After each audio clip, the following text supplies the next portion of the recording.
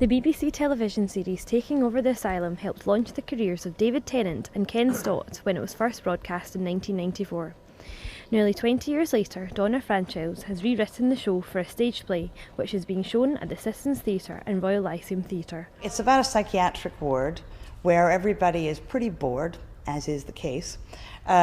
Just watch TV and there's not much else to do. And into this comes this DJ who's been sacked from a big hospital radio station and has been offered the chance to revive this defunct station, this little tiny ramshackle station, because the new administrator thinks it would be a good idea.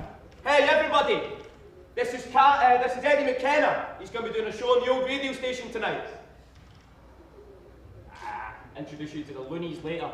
They don't like to be disturbed while they're watching TV. And gradually, over a period of time, he involves the patients, and it's all about how they transform their own lives, and also Eddie's life is transformed as well by being involved. Excuse me, Eddie. I just saw a friend of mine dangling in the window. Fergus,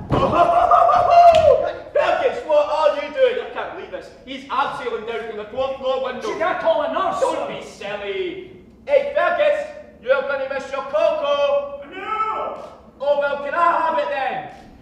All of the characters in it are either people, are kind of versions of people I have known, or stories I have been aware of, or composites.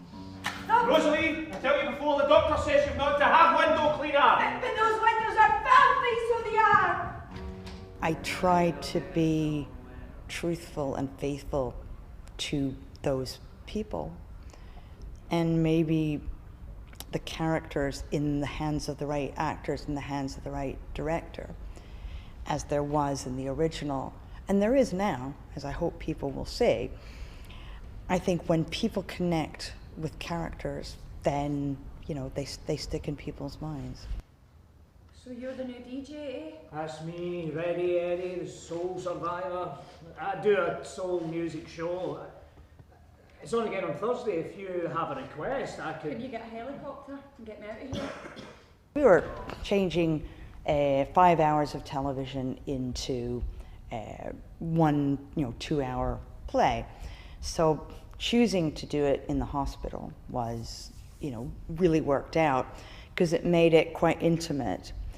It also meant that we could do really long scenes, that we could, play with the idea of it being in the hospital. That's right. This is the premiere. This is the first. And you can tell everyone that you were there. You heard it, you saw it, and they'll tell you it's all part of your illness. We're playing requests from Round Ward this evening, and this first request is for Francine. I hope you're listening, Francine. I hope anyone's listening.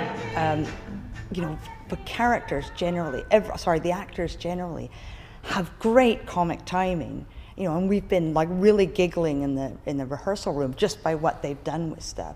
So I hope people will take away feeling that they've had a really good night out. They've laughed and they've cried with these characters. They've learned something about mental health, and maybe have learned something more about the society they live in as well.